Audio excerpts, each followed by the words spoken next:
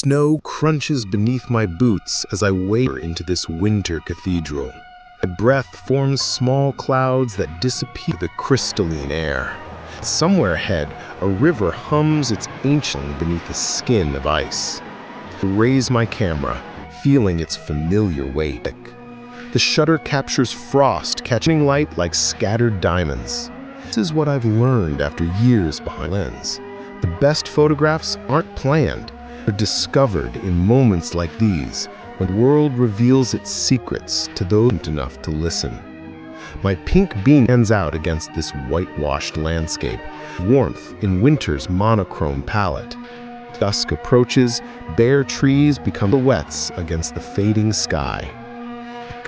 The moment preserved. But here, everything else fades away.